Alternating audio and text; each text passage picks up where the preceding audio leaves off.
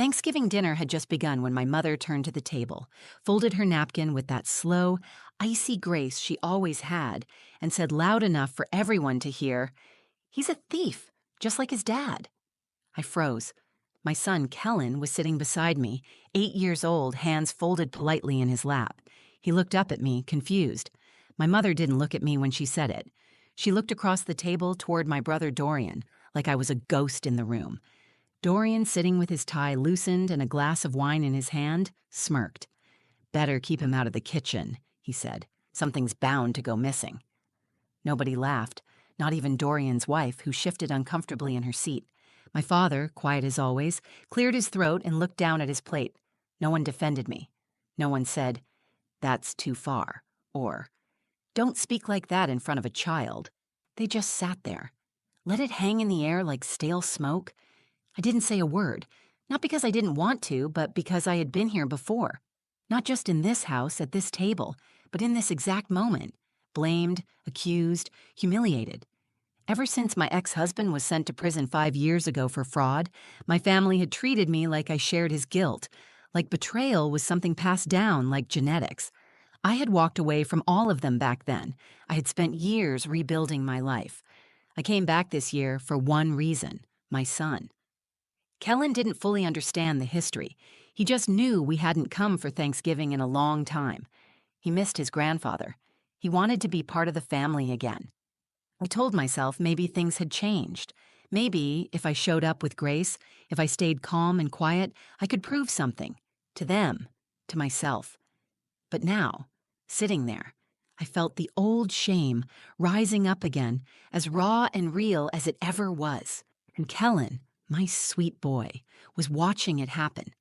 He looked from my mother to me and whispered, "Why did Grandma say that?" I didn't know what to tell him.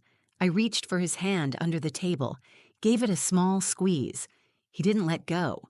The turkey was steaming on the platter. The candles flickered like nothing was wrong. My mother poured herself more wine. Dorian scrolled briefly through his phone. Conversation resumed around me like someone had just commented on the weather. But Kellen was still looking at me. He leaned in close and whispered again, quieter this time. "Mommy, is it because they don't like us?" Before I could answer, he stood up, pulled something from his hoodie pocket and placed it on the table, his little phone. A cheap secondhand one I got him so he could text me when I was at work. He tapped the screen with his thumb. "I recorded them," he said. "In the garage. They took your ring." It was like every sound in the room evaporated. Forks froze in midair, heads turned. I could hear the click of my mother's bracelet as she dropped her wine glass back onto the tablecloth too hard. Kellen looked at me, not scared, not confused anymore, just steady, like he knew exactly what he'd done. I looked at him and knew something had just shifted. This wasn't just about a stolen ring or cruel words. This was the moment something cracked open in our family, and for once I wasn't the one breaking. I hadn't been home for Thanksgiving in 5 years, not since the night my ex-husband was arrested and my mother told me never to bring that kind of shame into her house again. She said it quietly, not in anger, but in a tone that landed like a door closing for good. Back then, I didn't argue. I had a newborn, a mountain of legal bills, and no energy left to defend myself. I left, and I stayed gone. Kellen was just a baby when it happened, so he didn't remember the house, the table, the sharp way my mother smiled like it cost her something. All he knew was that every November, while the other kids at school talked about traveling and cousins and turkey, he and I ate takeout at home, just the two of us. This year was different. A few weeks before the holiday, my dad called. He said he missed me. His voice cracked a little when he mentioned Kellen. He said, "He's growing up so fast. I don't want to miss everything." My father was never the loud one in the family, never the one who picked sides, but I could hear something in his voice, regret, maybe, or loneliness. I didn't say yes right away. I told him I'd think about it. Then I sat with Kellen and asked, "Would you want to go to Grandma and Grandpa's for Thanksgiving this year?" He lit up. He had never asked why we didn't visit them, but he had noticed. And like every child, he still hoped for something good. I packed the car on Thanksgiving morning. I made Kellen promise to stay close to me, be polite, to speak only when spoken to. Not because I was afraid of him misbehaving, but because I didn't want to give them any reason, any crack they could dig into. When we pulled into the driveway, I felt it in my stomach. The tension I thought I'd left behind years ago. The house looked the same. Neatly trimmed hedges, fresh wreath on the door, curtains drawn just enough to show the perfectly lit living room. But it felt cold. Eloise opened the door before we knocked. She hugged Kellen quickly, told him how tall he'd gotten, then turned to me and said, "You look tired." No hello, no smile. Just a scan of my face, my coat, the scuff on my boots. Dorian was already inside, glass of wine in hand, wearing a button-down shirt like he was on his way to a networking event. He hugged Kellen, barely glanced at me, and went back to talking with his wife. She nodded at me with a tight smile. I helped set the table. Every fork and knife was placed with surgical precision. My mother walked around correcting things, napkin angles, centerpiece symmetry, the color of the cranberry sauce. I tried not to flinch under her gaze. Kellen stayed by my side most of the afternoon. When I sent him to the den to play, he came back 10 minutes later, quiet, hands in his pockets. He didn't say much. I assumed he was just shy, overwhelmed by so many adults. As dinner time approached, I told myself to focus on what mattered. My son was here. My father was happy to see us. Maybe this could be a first step, even if it was a small one. I tried to believe that if I stayed calm, if I didn't rise to the bait, I could protect Kellen from the ugliness that used to hang in every corner of this house. But even before we sat down, I started to feel it.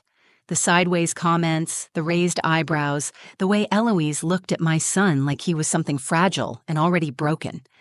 At one point, she asked me if he had started speech therapy. He doesn't need speech therapy. He's bright, curious, kind. But she asked anyway, in front of everyone. Still, I didn't react. I stayed quiet, steady, composed. I told myself I could get through the night. Just one meal, then back home to the small apartment where peace lived, where Kellen and I could breathe. Then I heard them in the kitchen. My mother and Dorian. Their voices low, but not careful. "Watch him near the pantry," she said. "He's a thief, just like his dad." And Dorian laughed. That was the moment everything shifted, because I wasn't alone anymore. My son was standing right behind me, and he heard them too. Kellen stood there in the doorway to the kitchen, small hands curled around the edge of the wall, eyes wide and confused. He had heard them. He heard every word my mother said about him, about me, about his father, who he barely remembered, but who still managed to define how they saw us. I turned slowly and met his eyes. I wanted to say something reassuring, something that would make it all better, but I couldn't find the words. He looked stunned, like something safe inside him had just been cracked open. He wasn't used to adults speaking that way, not about him, not in his presence. I walked over, knelt down, and placed my hands on his shoulders. "You didn't do anything wrong," whispered. "Don't ever believe that." He nodded, but he didn't say anything. The rest of the house buzzed with noise, silverware clinking, oven doors slamming shut, chairs scraping against hardwood floors. My mother acted like nothing had happened. My brother poured himself another drink. They had insulted my child, and they didn't even blink. I realized then, this wasn't thoughtless cruelty. It was deliberate. It was who they were. I stayed quiet through the final preparations. I didn't want to make a scene. I didn't want Kellen to see me break. So I made his plate. I helped carry the food to the table. I smiled when people looked. I kept moving, not because I was fine, but because it was the only way I knew to protect him in that moment. But Kellen stayed close. At one point, he tugged gently on my sleeve and leaned in close. "I saw them in the garage earlier," he whispered. "They were talking weird. I think they were hiding something." I froze. "What do you mean?" He hesitated. "I recorded it." I looked down. He reached into his hoodie pocket and pulled out his little phone. I had given it to him for emergencies and short messages, never expecting him to use it for something like this. But there it was, a simple voice recording labeled Garage. He had named it himself. He handed it to me carefully, like it might shatter if I wasn't gentle. I pressed play and listened. At first, it was just footsteps, muffled voices, but then I heard it. "That ring's worth more than she deserves," my mother said. "Just hide it in the baking tray drawer," Dorian replied. "She won't find it." She doesn't need it. She lost her chance at this family when she married that man. I stopped the recording and stared at the wall for a few seconds. The ring, my engagement ring, the one piece of jewelry I hadn't sold during the divorce because I thought I'd lost it. I searched for weeks. I cried over it. I blamed myself for misplacing it during the chaos, but I hadn't lost it. They had taken it. I looked at Kellen. His face was serious now, focused, older than his 8 years. "Why did you record them?" I asked. He shrugged. "Because you looked sad when we got here. And then I heard them saying your name. I wanted to see if they were being mean." Tears stung the corners of my eyes, but I didn't let them fall. Not yet. I knelt down again and held his face in my hands. "You did the right thing." Kellen nodded slowly. "Are you mad at me?" "No, baby," I said. "Oh, you were brave." Dinner was starting soon. I stood in the doorway holding that little phone, my hands trembling. I wasn't scared anymore. I wasn't embarrassed or ashamed. I wasn't the girl who used to beg for approval. I was a mother now. I was his mother. I had spent years trying to earn my place back in this family. I kept thinking if I worked hard enough, stayed quiet enough, forgave fast enough, they'd finally let me in again. But they hadn't changed, and now I had proof that they never would. I tucked the phone back into Kellen's pocket and looked around the room. My mother was putting the rolls in a basket like it was a normal holiday. My brother was adjusting the thermostat like it mattered. They were pretending to host a family dinner, but all I saw was a performance, and I was done playing along. I had always believed that silence was safer. I believed that if I stayed quiet, I could keep things from getting worse. I thought if I kept my head down and held my breath, the storm would pass. But when my 8-year-old son looked at me and asked if he had done the right thing by recording his own grandmother and uncle, I understood something I hadn't before. Silence was not safety. It was surrender. I looked at Kellen, his little face serious and waiting.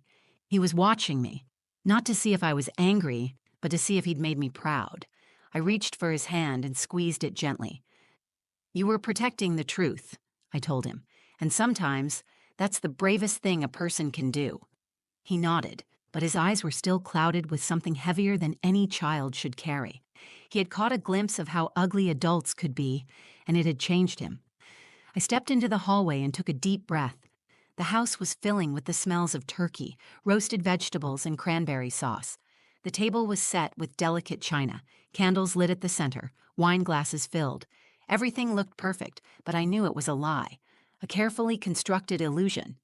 Behind the smiling toasts and white tablecloths were the voices on that recording, cold, greedy, and cruel. They didn't just take the ring. They tried to erase everything I had done to survive after my husband was gone. They wanted to make me small again, wanted my son to feel worthless before he even understood who he was. And this time, they had done it while pretending to welcome us home. My mother called from the dining room, "Dinner's ready." I didn't answer. I looked at Kellen, his eyes still locked on mine, and I made a choice. "Come on," I said. "Let's sit down." We walked in together. My father stood when we entered. That small gesture almost broke me. He looked like he didn't know which side to stand on. I knew he had heard them over the years. I knew he had chosen silence, too. Eloise was at the head of the table, fixing her napkin with quiet precision. Dorian sat across from her, already halfway through his first glass of wine. The room buzzed with small talk. My mother complimented the stuffing. Dorian laughed about traffic. My sister-in-law passed the rolls with a smile that never quite touched her eyes. We took our seats. Kellen sat next to me, close enough that our shoulders touched. I watched him pull his phone from his pocket and place it gently on the table like it was something sacred. His thumb hovered over the screen. I looked across the table, straight at my mother. "There's something we all need to hear." She blinked, confused. "What are you talking about?" Kellen tapped the play button. The room went still. First came the footsteps, then the voices. Eloise's voice was unmistakable. "That ring's worth more than she deserves." Dorian's voice followed. "Just hide it in the baking tray drawer. She won't find it." She lost her chance at this family when she married that man. The recording ended.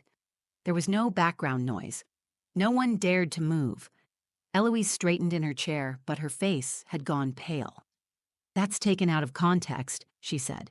"You don't know what we were talking about." I leaned forward. "I do know. That ring was mine. You didn't just take it. You blamed me for losing it.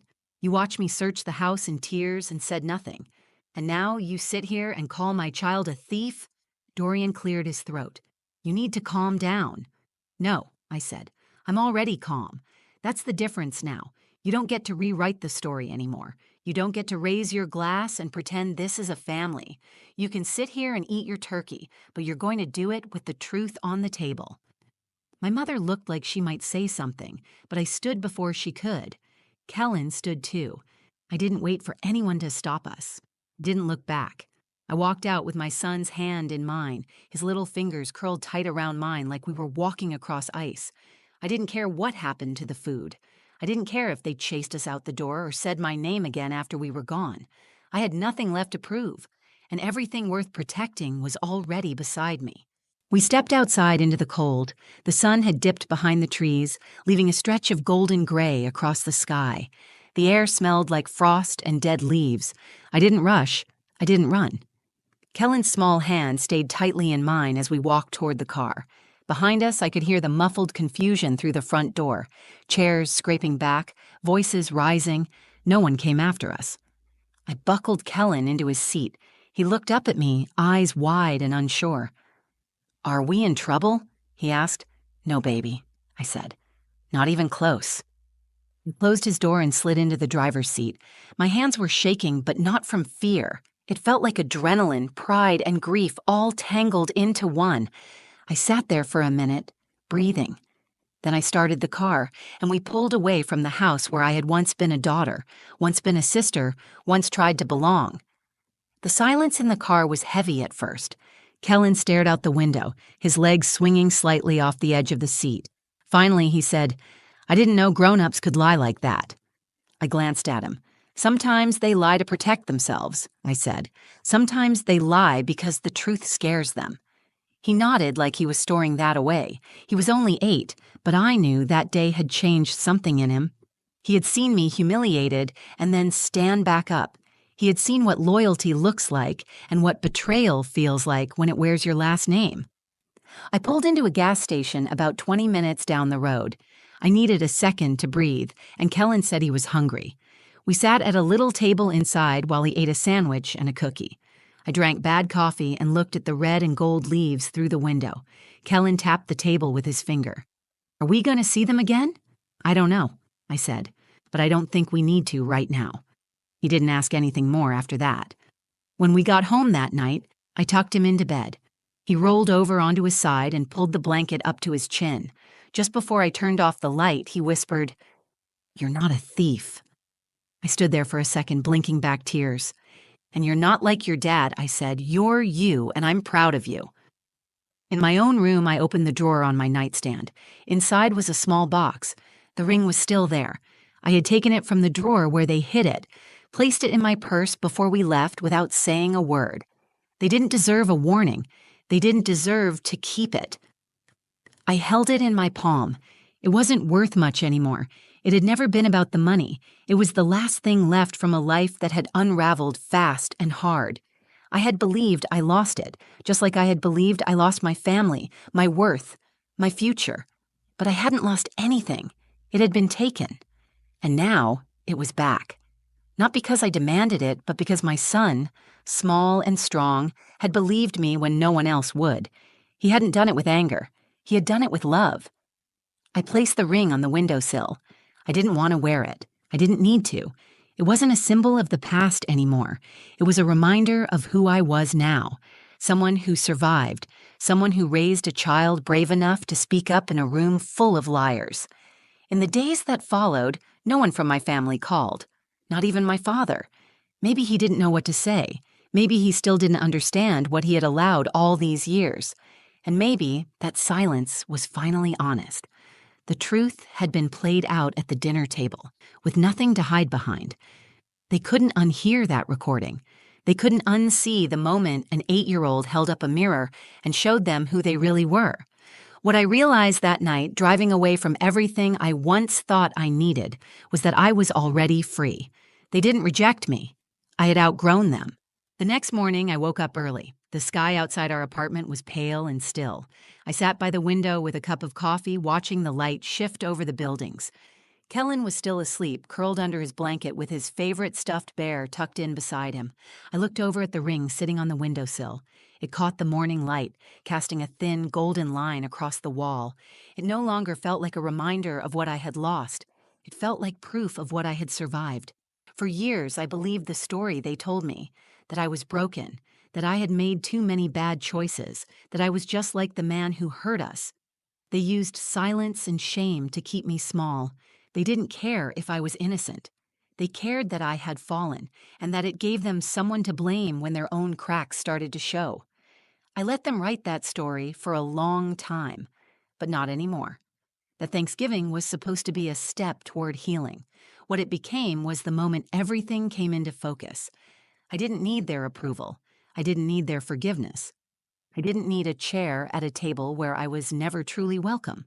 What I needed was what I already had. Kellen. He was the one who saw through it. Not because he understood all the history, but because he understood right from wrong. Because he loved me without conditions, without doubts, without fear. He didn't wait for someone else to speak up. He didn't hesitate. He saw something cruel, and he brought it into the light. He reminded me that truth doesn't always roar. Sometimes it's quiet and small and spoken with a child's voice in the middle of a crowded room. Later that morning, he padded into the kitchen in his pajamas, rubbing his eyes. "Are we okay?" he asked. I pulled him into a hug. "We're better than okay," I said. "You are amazing." He smiled, then asked if we could have pancakes. I made them the way he liked, crispy on the edges with extra syrup. We ate at our little kitchen table, laughing about how badly I'd burned the first batch. It wasn't the kind of Thanksgiving people post on social media. There were no matching outfits, no smiling relatives, no big dining room. But it was peaceful. Honest. It felt like ours. Over the next few days, I kept waiting for the phone to ring. I thought maybe my father would call. Maybe someone would try to apologize or explain. But no one did. And that silence, as painful as it was, told me everything I needed to know. For the first time, I wasn't angry about it. I wasn't heartbroken or ashamed. I felt relief. I wasn't missing anything. I wasn't being left out of something sacred. I had stepped away from something toxic, and I wasn't going back. That night, after Kellen fell asleep, I sat down and wrote him a letter. I didn't know if he'd understand it all now, but one day he would. I told him that he had more courage in one moment than most people find in a lifetime, that being honest isn't always easy, and telling the truth can make people uncomfortable, but it matters, especially when it's hard. I told him that love means standing up for someone when it counts, and that no matter what anyone says, the kind of person you choose to be matters more than the name you carry or the past you come from. He showed me that. An 8-year-old boy with a secondhand phone and a heart big enough to break a lie wide open. Sometimes, the people who call you broken are the ones who did the breaking. And sometimes, the people who save you are the ones you were trying to protect. That Thanksgiving didn't fix my family. It ended it. But it also gave me something better: clarity, peace, and a deeper bond with my son than I ever thought possible. That day, I stopped trying to be accepted by people who only saw my worst chapters. I started writing the rest of the story myself, and this time, it's mine. Every family has its shadows, but the truth has a way of finding the light, even when it comes from the smallest voice in the room. This story moved you, if it made you feel seen or reminded you of your own strength, I hope you'll take a second to like the video, share it with someone who needs to hear it, and leave a comment below. I read everyone, and your stories matter too. And if you want more real, raw, and powerful stories like this one, subscribe to the channel and hit that bell so you never miss the next chapter. Thanks for watching. Stay strong, stay honest, and always protect your peace.